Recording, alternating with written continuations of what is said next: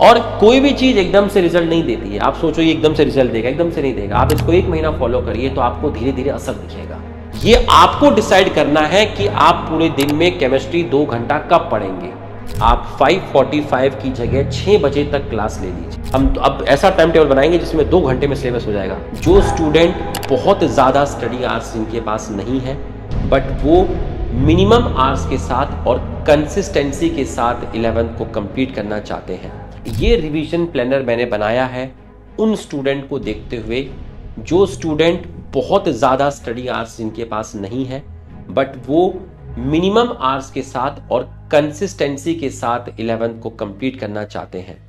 तो आप अगर 4 घंटे मुझे दे देते हैं less than 4 hours for school going student, तो आपका ये टाइम टेबल बहुत अच्छी तरीके से काम करेगा। देखिएगा, मंडे को आपने जूलॉजी पढ़ी, Z1 मतलब जूलॉजी का आपने पहला लेक्चर दिया, ठीक है। मंडे की जूलॉजी को मैंने Z1 बोला, जहां आपको सिर्फ थ्योरी पढ़नी है और थ्योरी पढ़नी है 1 घंटा लगा के, ठीक। उसके बाद आपने केमिस्ट्री की क्लास ली C1, 2 घंटा आपको घर पर जूलॉजी पढ़नी है 1 घंटा, जिसमें आप पूरी की पूरी थ्योरी कवर करेंगे। उसके बाद आप केमिस्ट्री की थ्योरी अपने घर में 2 घंटे में कवर करेंगे, जिसमें से मतलब आपको केमिस्ट्री 2 घंटा देना है, जिसमें से आप थ्योरी 30 मिनट में कंप्लीट करेंगे, जिसमें सर ने इंपॉर्टेंट फॉर्मूलाज, कुछ इंपॉर्टेंट डेरिवेशन कुछ कराया है, और क्वेश्चंस में आप 1.5 आवर्स लगाएंगे। तो 1.5 आवर्स और 30 मिनट हो गए हैं आपके 2 घंटे, ठीक। ये आपको डिसाइड करना है कि आप पूरे दिन में केमिस्ट्री 2 घंटा कब पढ़ेंगे। रिवीजन करेंगे इसके अलावा देखिए 1 घंटा और आपका 2 और 1 3 घंटा, ये बोनस है, ठीक है।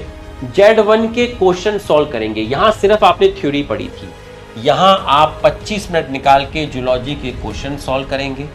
और C1 मतलब ये रहा C1 में इंपॉर्टेंट फॉर्मूला और कॉन्सेप्ट को आप लर्न करेंगे 20 मिनट।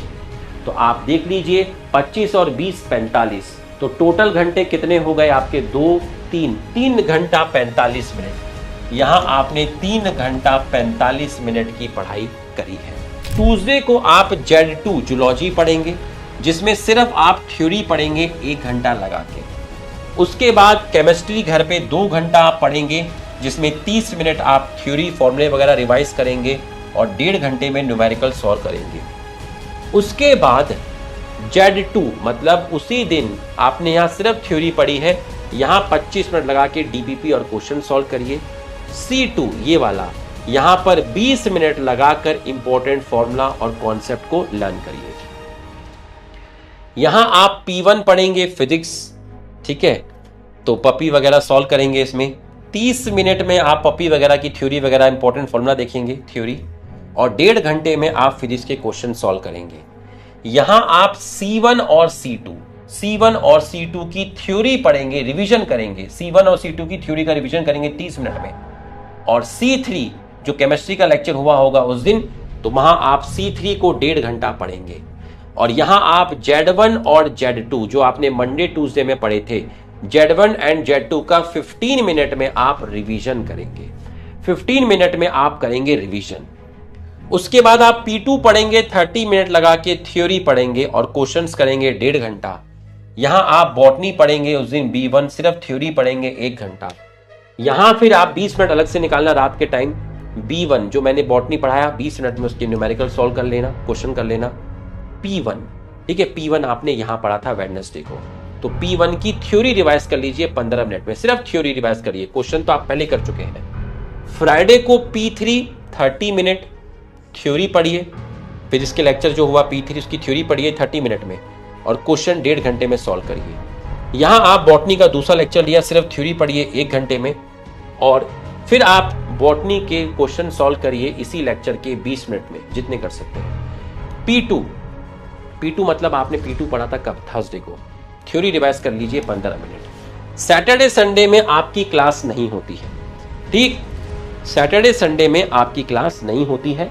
और अगर कभी सैटरडे में एक्स्ट्रा क्लास लग जाए तो आप टीचर को रिक्वेस्ट कर सकते हैं कि सर आप 4 बजे की जगह 3:45 बजे क्लास स्टार्ट कर लीजिए, आप 5:45 की जगह 6 बजे तक क्लास ले लीजिए, आप 15 मिनट पहले क्लास स्टार्ट कर लीजिए और 15 मिनट लेट खत्म करिए, हर बार कर लीजिए, कोई दिक्कत नहीं है। बट सैटरडे को हम सेल्फ स्टडी करना चाहते हैं, सैटरडे को आप हमारी क्लास मत लीजिए। तो आपका सैटरडे का अगर टाइम फ्री मिल जाता है तो आप बहुत अच्छे से अपनी सेल्फ स्टडी कर सकते हैं, ठीक है। Take my words in positive way, in a constructive way.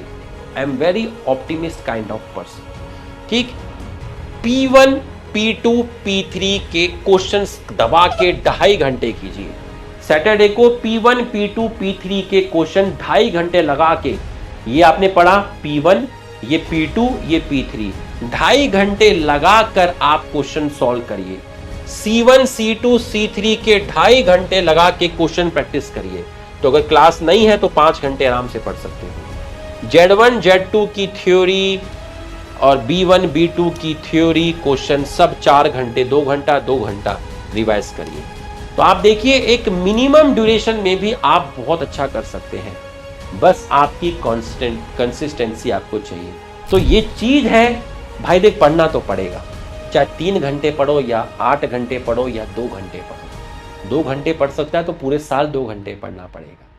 Consistency याद रखना, हम यहां तक पहुंचे कंसिस्टेंसी से तो पहुंचे, जल्दबाजी में नहीं पहुंचे। तो पेरेंट्स को थैंक्स बोलिएगा, उन्होंने अपना इतना इंपॉर्टेंट टाइम अपने बच्चों का टाइम दिया, वो आपका डिनर पर वेट कर रहे होंगे, ठीक है। चलिए फिर मिलेंगे